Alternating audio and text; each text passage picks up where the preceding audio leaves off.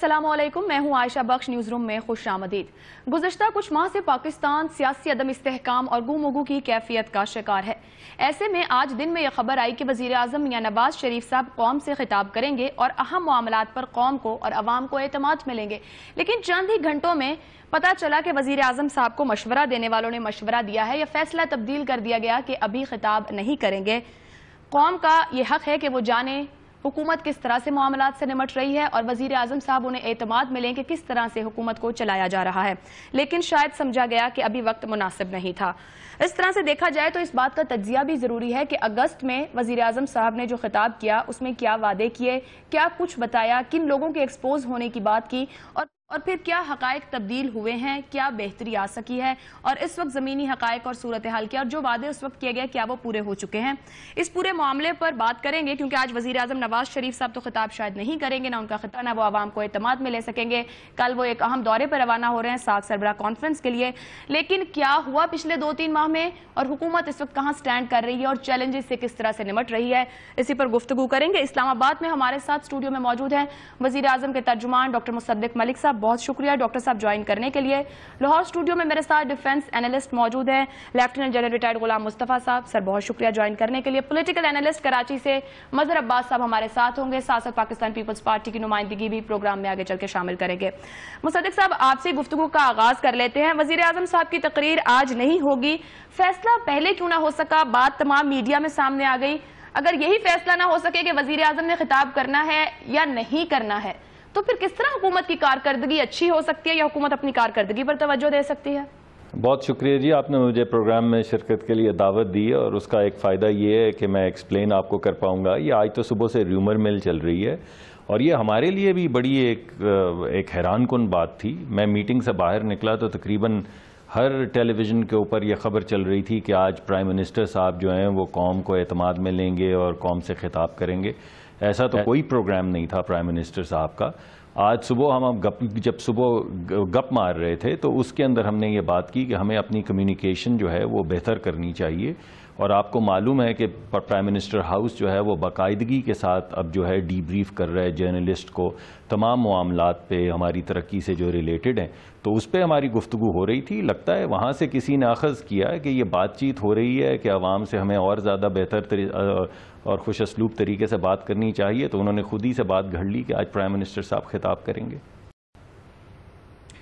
Doctor Mossadegh साहब, मौजूदा हुकूमत पर बारहा ये तनकीद की जाती है, क्रिटिक्स भी इस पे बात करते हैं कि हुकूमत के फैसले बर वक्त नहीं होते, ताखीर का शिकार हो जाते हैं, फैसला साजी का जो मामला है वो भी ताखीर का शिकार रहता है। सीईसी का मामला अगर देखा जाए तो अब तक तैनाती नहीं हो सकी, सुप्रीम कोर्ट बारहा कह चुकी है, अब तो 5 दिसंबर की डेडलाइन दे दी गई है, एक्टिंग सीईसी चले जाएंगे। क्या मामला, इदारों के सरबराह भी नहीं लगाए जाते? नहीं, इदारों के सरबराह तो अब लगाए जा रहे हैं और आप देखेंगी कि बड़ी तेज़ी से इदारों के जो सरबराहान अभी रहते हैं वो बड़ी तेज़ी से लगाए जाएंगे।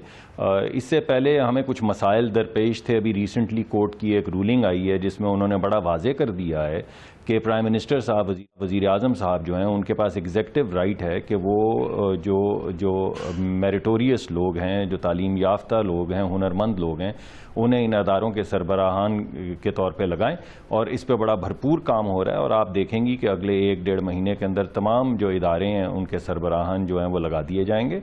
और उसके अलावा तो हम तो भरपूर तगदो कर रहे हैं। अभी चीन भी गए हुए थे वज़ीर आज़म साहब, वहाँ से अरबों डॉलर के मंसूबे जो तरक्की के हैं वो लेकर आए। उसके अंदर एनर्जी के शोबे के अंदर भी मंसूबा जात थे, उसके अंदर इंफ्रास्ट्रक्चर के भी मंसूबा जात थे, उसके अंदर हैं, उसके अंदर वो हमारे गवादर बलूचिस्तान के वो इलाके जो पसमानदा रह गए हैं, जो तरक्की के अंदर अपना उनको हिस्सा नहीं मिल सका, उनके लिए भी प्रोग्राम है। तो हमारी तरफ से तो कोई ऐसी सुस्ती नहीं हो रही और बड़े भरपूर अंदाज में मुल्क की तरक्की की तरफ हम काम कर रहे हैं और मुल्क गामज़न है। ठीक है, मजहर अब्बास साहब, आप गुफ्तगू सुन रहे हैं, क्या वाकई आज दिन भर या चंद घंटे जो र्यूमर रही मीडिया में, तमाम इंटरनेट के ऊपर भी यही खबर आ रही है, हर मीडिया हाउस भी यही खबर दे रहा था कि वज़ीर आज़म साहब खिताब करेंगे, वो एक अफवाह थी? तो मीडिया ने इसको चेक क्यों नहीं किया और क्यों इतनी देर अफवाह रही? और आप समझते हैं कि हुकूमत जो काम 1.5 साल में ना कर सकी वो अगले 1.5 महीने में कर लेगी? دیکھیں عائشہ، اگر یہ محض ریومرز تھی تو پھر پاکستان ٹیلی ویژن کو تو انڈیپینڈنٹ ادارہ نہیں ہے پاکستان ٹیلی ویژن، اس کو کہیں سے تو انسٹرکشنز آئی تھیں جس کے لیے وہ تیاری کر رہے تھے تقریر کی. وہ الگ بات ہے کہ اگر کہیں سے کسی نے خبر کوئی غلط لیک کر دی تو تب بھی گورنمنٹ ہی سرکل سے یہ خبر آئی ہوگی. دراصل 4-5 دن پہلے جو ایک مشاورتی اجلاس ہوا تھا اس میں یہ فیصلہ ہوا تھا کہ وزیر اعظم خطاب کریں گے، اور جناب عرفان صدیقی صاحب کو یہ ذمہ داری دی بھی گئی تھی کہ وہ ایک ڈرافٹ تیار کریں گے، اور انہوں نے وہ ڈرافٹ تیار بھی کر لیا ہے جہاں تک میری اطلاع ہے، اور وہ ڈرافٹ وزیر اعظم کے پاس موجود بھی ہے. اس ڈرافٹ میں ہو سکتا ہے کہ کچھ تبدیلیاں کرنی ہوں، اور یہ بھی ہو سکتا ہے کہ وزیر اعظم چونکہ کل بہت اہم دورے پہ نیپال جا رہے ہیں، سارک سمٹ ہے، بہت سی خبریں ہیں کہ ہندوستان کے وزیر اعظم سے ان کی ملاقات ہوگی نہیں ہوگی، یہ ساری چیزیں اپنی جگہ ہیں. اس وجہ سے شاید ہو سکتا ہے کہ اس تقریر میں تاخیر ہوئی ہو، اور یہ بنیادی طور پہ پرنسپلی فیصلہ ہوا ہو، لیکن آج ہونی یا نہیں ہونی یہ ایک الگ بات ہے، اور اسی بنیاد پہ یہ خبر ہو سکتا ہے کہ کہیں سے آفیشل سرکل سے لیک ہوئی ہو. لیکن یہ ظاہر ہے کوئی ٹیبل سٹوری نہیں تھی، کوئی اس طرح کی چیز نہیں تھی، کیونکہ ظاہر ہے اگر ٹیبل سٹوری ہوتی تو یہ سارے چینلز اور جگہوں پہ نہیں آتی. تو یہ فیصلہ، یہ بات اپنی جگہ بالکل صحیح ہے کہ 4-5 دن پہلے یہ فیصلہ ہوا تھا. اس سلسلے میں ایک تقریر کا ایک ڈرافٹ بھی تیار کیا گیا ہے، وہ ڈرافٹ تیار بھی ہے، وزیر اعظم کے پاس بھی ہے، لیکن فائنل ڈیٹ کیا ہوگی تقریر کی یہ شاید ابھی وزیر اعظم کے دورے کی واپسی پر ہو سکتا ہے. اور یہ دیکھنا ہے کہ جو اس وقت 30 نومبر کی ڈیڈ لائن ہے عمران خان صاحب کی، اس میں کیا ڈیولپمنٹ ہوتی ہے، گورنمنٹ مذاکرات کی طرف جاتی ہے نہیں جاتی. اطلاع یہی ہے کہ شاید 30 نومبر سے پہلے کوئی مذاکرات کی دعوت نہیں دی جائے گی، جو بھی دعوت دی جائے گی وہ 30 نومبر کے بعد ہی دی جائے گی. تو میرا خیال ہے اس وجہ سے یہ ساری چیزیں ہوئی ہیں، کنفیوژن. مظہر صاحب، جب فیصلوں کی بات کرتے ہیں، ابھی جیسا انہوں نے بھی کہا کہ فیصلے جلد ہو جائیں گے، 1-1.5 مہینے میں لوگوں کو بھی لگایا جائے گا. اداروں کی ایکٹنگ CEC کی ہم بات کرتے ہیں، سپریم کورٹ کہہ چکی، آخر کہہ دیا کہ 5 دسمبر آخری تاریخ ہے، اس کے بعد ایکٹنگ CEC بھی نہ رہیں گے. اب نواز شریف صاحب نے جو خطاب اگست میں کیا، اس میں جوڈیشل کمیشن کے قیام کی بات کی، اس کا کچھ اتا پتہ نہیں اب تک. انتخابی اصلاحات کی کمیٹی نے کام کرنا تھا، نتیجہ دینا تھا، اس کا کچھ اتا پتہ نہیں. مطلب پھر تو صرف اعلانات رہ گئے نا، نتیجہ تو کوئی سامنے نہیں آتا. دیکھیے یہی بات ہے کہ اگر 1-1.5 مہینے بھی ابھی جو مختلف اداروں میں انسٹیٹیوشنز میں سربراہ نہیں ہیں، اس کے لیے آپ مزید 1-1.5 مہینہ، آلریڈی کتنا عرصہ ہو گیا جس سے یہ بہت سی پوزیشنز جو ہیں خالی پڑی ہیں. ایون چیف الیکشن کمشنر کا آپ دیکھیں کہ جولائی میں غالباً جسٹس فخر الدین جی ابراہیم نے ریزائن کیا تھا. 1.5 سال میں اگر آپ پورے ملک میں ایک چیف الیکشن کمشنر کا فیصلہ نہیں کر پائے تو میرا خیال ہے اس سے معاف کیجیے گا، اس سے زیادہ کسی بھی حکومت کی یا پارلیمنٹ کی نااہلی نہیں ہو سکتی کہ آپ ایک ایسے شخص کو، جو بھی ایک غیر جانبدار شخص ہو، الیکشن کمیشن کے حوالے سے آپ نہیں تقرری کر سکے. اور ایک ایسی سچویشن میں آ گئے کہ سپریم کورٹ نے آج بظاہر تاریخ ان کو نہیں دی مزید، لیکن 5 دسمبر تک جو ہے انور جمالی صاحب قائم مقام چیف الیکشن کمشنر رہیں گے.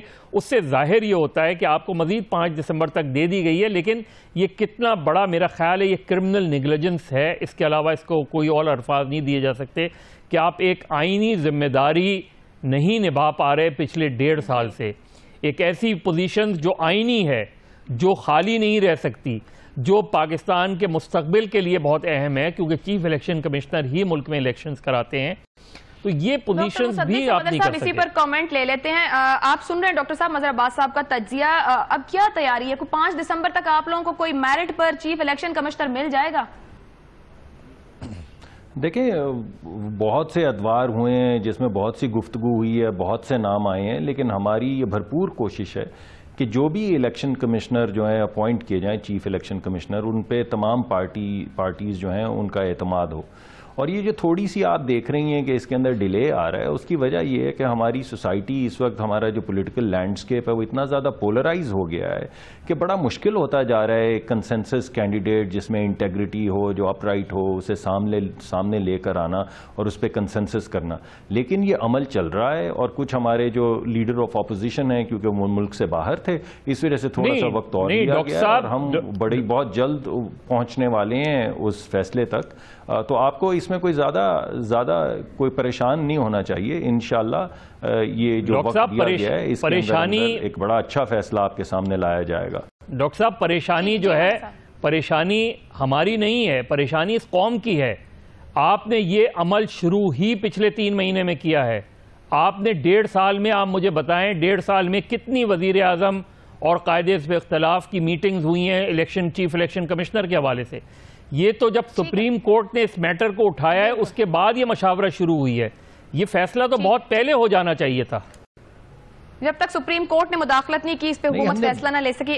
غلام مصطفیٰ صاحب میں یہاں پہ شامل کرنا چاہوں گی. غلام مصطفیٰ صاحب آپ بھی دیکھ رہے ہیں ہم فیصلوں کی بات کر رہے ہیں, سوچا گیا کہ خطاب کرنا ہے لیکن فیصلہ نہیں تھا, نہیں ہو سکا. آج وزیر اعظم نواز شریف نے گزشتہ خطاب میں جوڈیشل کمیشن کے قیام کی بات کی, جو دھاندلی سے متعلق پورا معاملہ تھا, اب تک وہ کمیشن نہیں بن سکا. پھر انتخابی اصلاحات کمیٹی بنا دی گئی تھی جون جولائی میں جس نے اکتوبر کے اینڈ تک رزلٹ دینے تھے, اس کا کچھ اتا پتہ نہیں کہ کدھر پہنچے مذاکرات. ابھی پولرائز سوسائٹی کی بات کرتے ہیں, کنسنسس ہی ممکن ہے, تو اس کا مطلب اس ملک میں تو پھر کوئی فیصلہ ہی نہیں ہو سکتا ہے. پھر ادارے بنانے کا کیا فائدہ رہ گیا جب آپ ایک ووٹ لے کر آپ ووٹ کے ساتھ موجود ہیں, آپ کے ہاتھ میں پاور دی گئی ہے لیکن آپ پھر بھی فیصلہ نہیں لے سکتے ہیں. یہ مسئلہ یہی ہے کہ ادارے نہیں ہیں, شخصیات ہیں.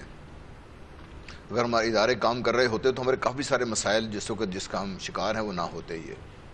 یہ بھی ڈاکٹر صاحب نے بات کی تو میں آپ کو چند مثالیں دیتا ہوں جہاں پہ ان کو اپنے پسند کے لوگ مل کے لگا دیے. انہوں نے بیت المال پہ لگا دیا, مریم نواز صاحبہ کو لگا دیا گیا تھا جب ریزائن کر دیا, ان کو ریزائن کرنا پڑ گیا. صدیق الفاروق صاحب تھے, ان کو لگا دیا گیا. جو جہاں پہ یہ چاہتے تھے, جن کو چاہتے ان کو تو لگا دیا تھا انہوں نے. جہاں پہ ان کو مسائل تھے, جو سمجھتے تھے کہ اپنی پسند کا آدمی نہیں ملا, وہ 1.5 سال ہو گیا حکومت بیٹھی ہوئی ہے, ہم بھی بیٹھے ہوئے دیکھ رہے ہیں کیا ہوگا.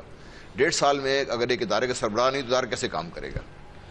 باقی رہی بات جہاں تک کہ ہمارے مسائل جو ہم یہاں تک لے کے آ گئے ہیں, یہ اسی وجہ سے ہیں کہ اگر تو ہم شخصیات پہ ڈیپینڈ نہ کر رہے ہوں.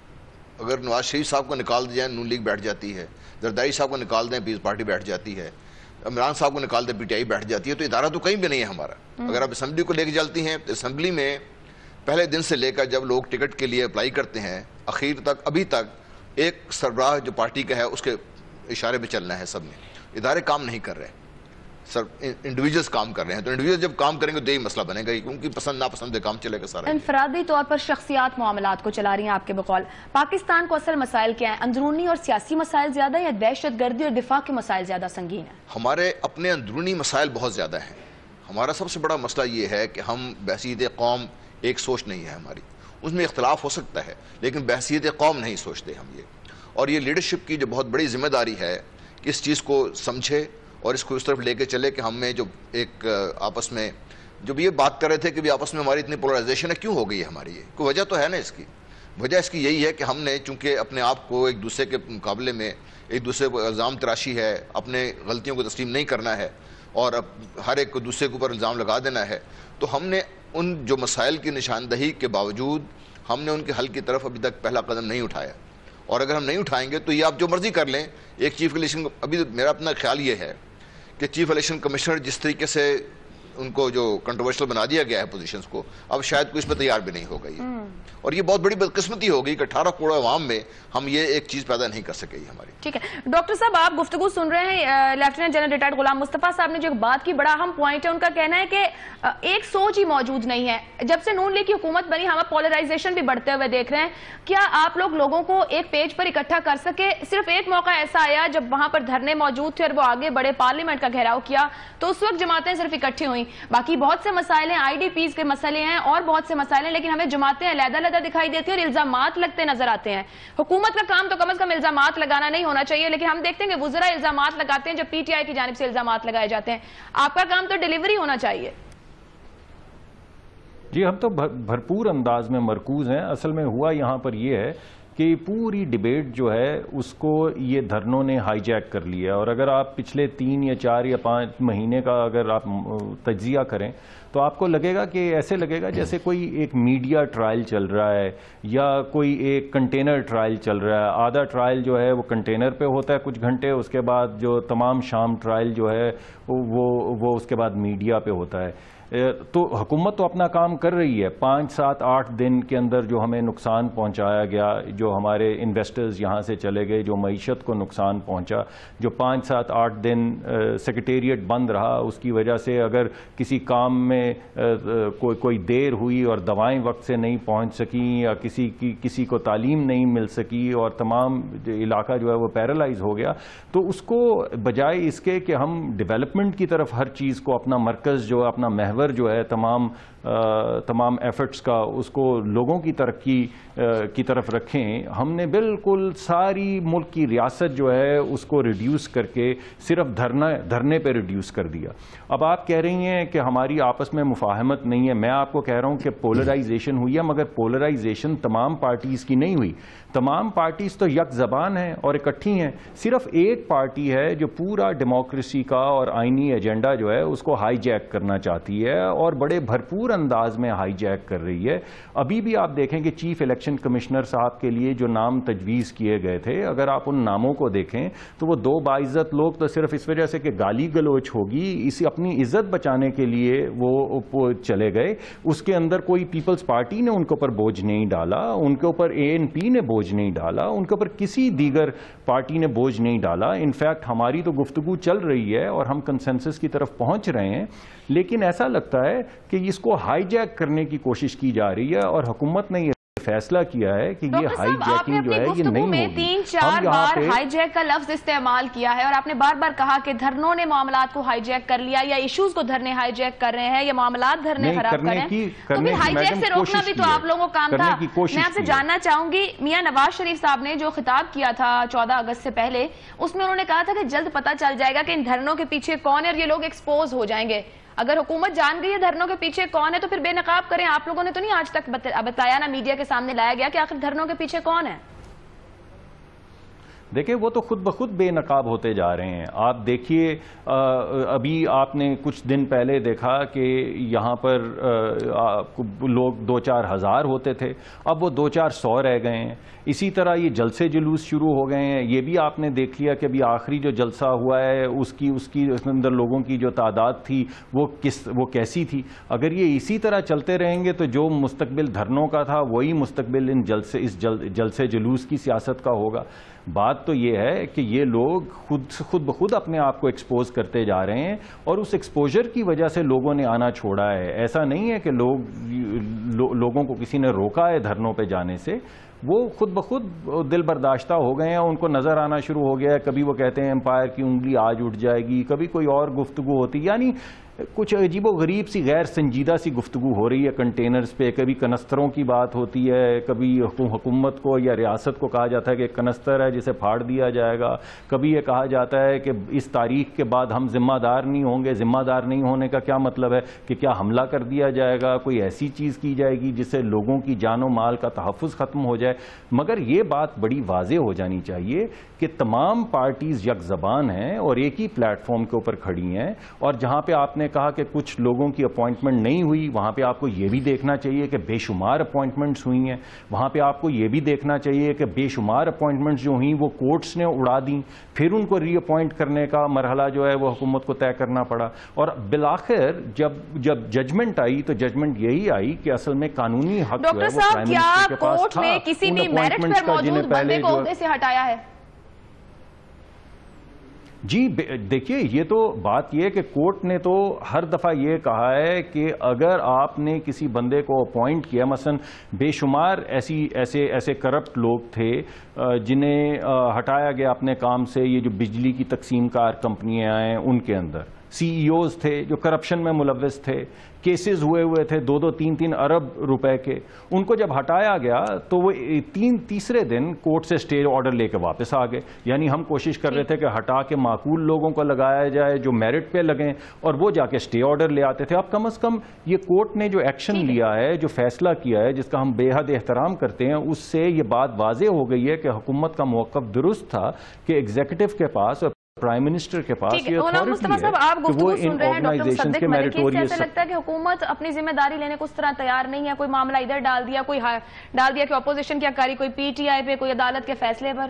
حکومت ٹھیک جا رہی ہے آپ کے خیال میں؟ وہ سیاسی چیلنجز کو کیا زیادہ اہمیت دیتی ہے، قومی معاملات کو زیادہ اہمیت دے رہی ہے؟ دیکھیے، اگر تو حکومت ہے پھر یہ ایک سوال نشان ہے کہ وہ کیا کر رہی ہے کیا نہیں کر رہی ہے. میں یہ خود سمجھتا ہوں اور میرا یہ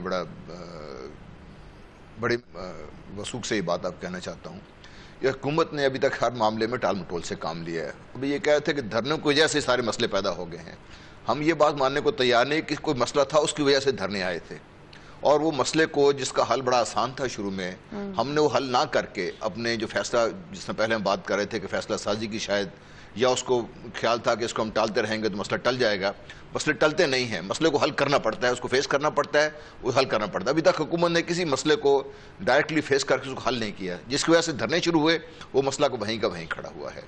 وہ جو یہاں پہ ایک بہت بڑا حادثہ ہوا تھا, اس کی تفتیش دیکھیے لڑکتے لڑکتے کہاں تک پہنچ گئی ہے. یہاں پر 17 جون سے لے کر ابھی نومبر 5-6 مہینے ہوتے جا رہے ہیں, وہ کسی طرف نہیں پہنچی بات ہماری. تو جو مسئلے تھے وہ تو وہیں کے وہیں کھڑے ہیں, جس کی وجہ سے دھرنے بنے تھے. اب دھرنے کو ہم مورد الزام تو ٹھہرا رہے ہیں, چلو اس حد تک ماننے کو تیار ہیں کہ دھرنوں کی وجہ سے کچھ لوگ یہاں پہ نہیں آئے, جو امن و امان کی صورتحال تھی. لیکن کیا دھرنوں نے ہی ان کو اس روکا ہوا تھا کہ آپ نے جو جوڈیشل کمیشن بنانا تھا وہ بنا دیتے, وہ جو اصلاحات کرنی تھی وہ لے کے آ جاتے ہم سامنے.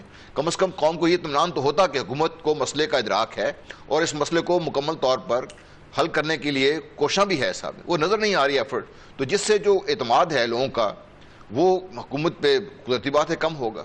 باقی اور مسائل دیکھ لیں آپ جو بھی ہیں, لا اینڈ آرڈر کی سچویشن ہے جو عام طور پہ ہم ہر چیز ٹیررزم پہ ڈال دیتے ہیں. ہمارے لا اینڈ آرڈر کی سچویشن بہت خراب ہے اس ملک میں, خاص طور پنجاب میں بہت خراب ہے حالات یہ ہیں. اس کے لیے ہم کیا کر رہے ہیں مجھے کوئی پتہ نہیں کیا کر رہے ہیں ہم اس کے لیے. تو اس قسم کی چیزیں ہیں جو ہم سمجھتے ہیں. پھر جو ہماری ون سائیڈڈ پالیسی, جو معاملہ بڑا ہوتا ہے ساری توجہ صرف اس پہ آ جاتی ہے. ایک معاملہ ترجیحات دیکھیے نا آپ کیا ہیں, ترجیحات کیا ہیں آپ نے. ہم کافی سارا پیسہ مختلف منصوبوں پہ لگا رہے ہیں, وہ منصوبے بھی اپنی جگہ اہم ہیں. غلام مصطفیٰ صاحب بریک لینی ہے, حکومت کی ترجیحات پر بھی بات کریں گے کہ آخر حکومت کی ترجیحات کیا ہیں. 14 اگست کے بعد صرف سیاسی بحران ہے, حکومت اس پہ نکل آئی ہے, یا پھر جلسوں کی سیاست حکومت پر دباؤ ڈال رہی ہے اور حکومت کی کارکردگی کو بھی متاثر کر رہی ہے. گفتگو بریک کے بعد.